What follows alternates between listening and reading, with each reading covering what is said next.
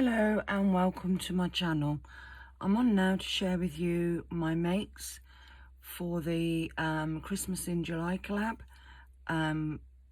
which is hosted by Kathy from Kathy's Favourite Things and Patti with Life with Patti. If you want to follow what everyone is making or join in, the hashtag is hashtag Christmas in July collab, and that will show everyone what everyone has made.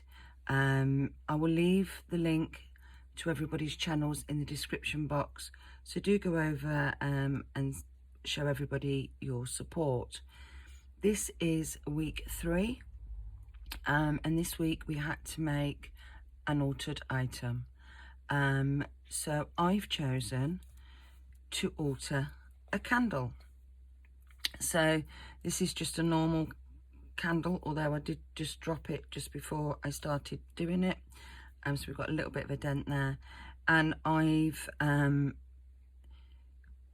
managed to put on an image from one of the digital kits that I have, that I purchased last year, and this is from the Gnome Christmas collection, which I got from Etsy. So it's a digital download, and I think that's come out really well. Maybe if I was to do them again in the future, I would take it into Word or another software and actually put some wording on it, like Merry Christmas, or if you were doing it, if you weren't, if you were giving them out, you could put the year of the Christmas. Obviously the same, you can do them the same way if you were making images of people. So photos, you could do the same, as well as just a digital image. So to do this, you need to obviously work out what size your candle is and how big you want your image to be.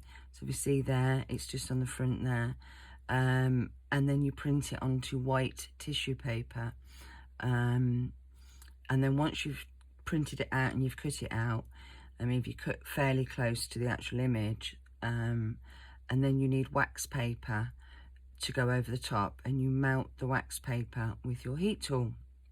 So I thought we would do one together. So I've got a plain one here, and we're going to try and make another one together. So hopefully it will work, but who knows. So here is my image.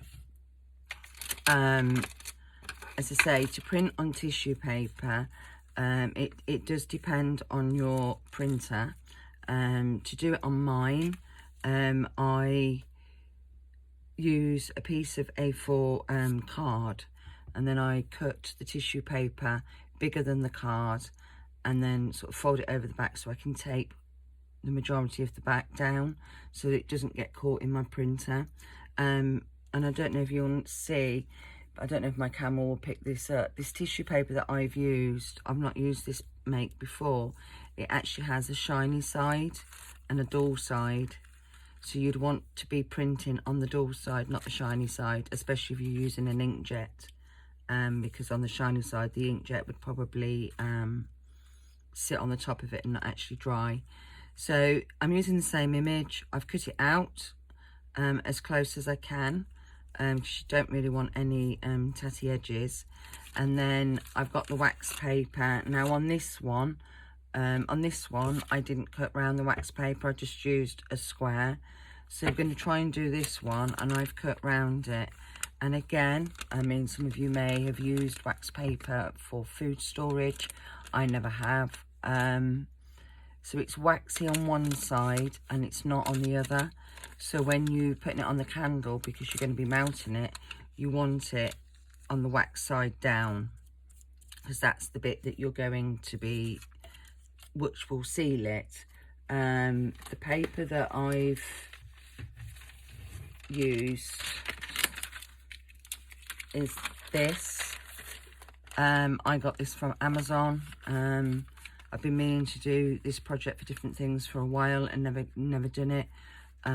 So this is just a roll of wax paper that I got from Amazon, and this is 12 meters long by 12 inches. so you know that's going to last me for a long time. So say I got that from Amazon. So here's my candle, and what you've got to do, as I say, that's got a shiny side, so I'm just going to put it where I want it, like that, to stick it down.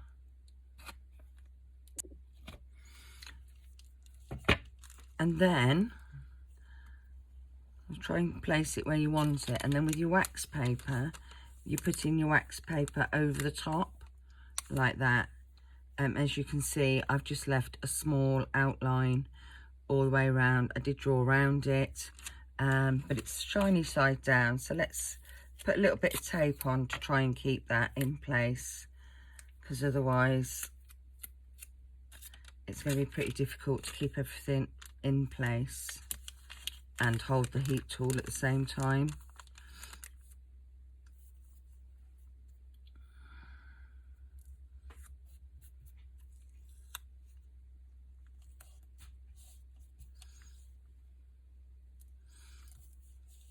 So you've got to hold the wax paper quite taut because you don't want any creases. So what I'm going to do is if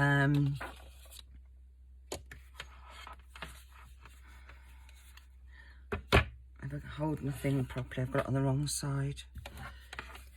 I'm just going to turn my heat tool on, so it will get noisy, so I do apologise.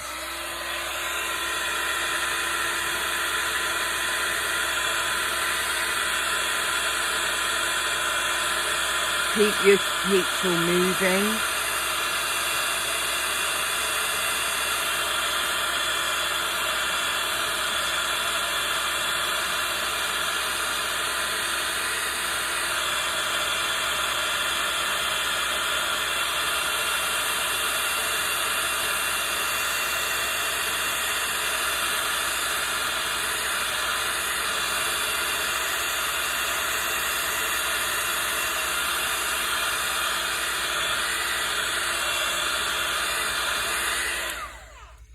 Right.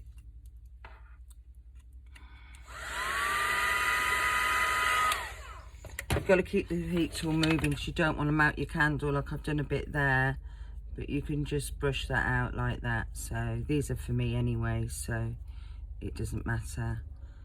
So I've obviously held the heat tool a little bit too much in that place there, but I don't think you'd notice it. So all you do, if I just remove the tape,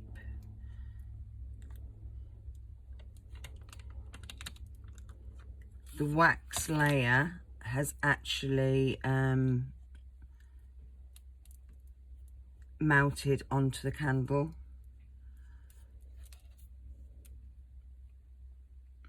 It's mounted too much there, it's gone a bit funny there, but that's how you do it.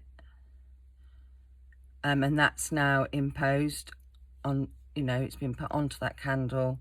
I would probably do them another time, but with having the heat tool on lower, but you do have to move it.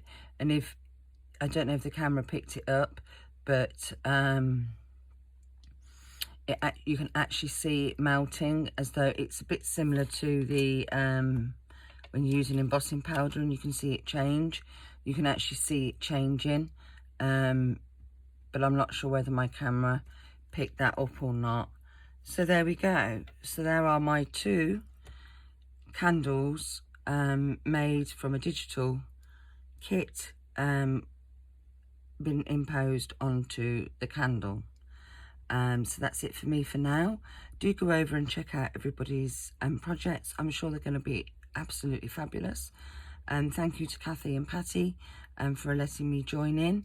I'm going to go off now and watch everybody else's mates. I'm sure they're going to be fabulous. And join us next week for the last week. Next week is Crafter's Choice. So come and join us next week and see what we all make. So that's it for me for now. All that's left to say is take care, stay safe, and hopefully I'll see you in my next video. Bye for now.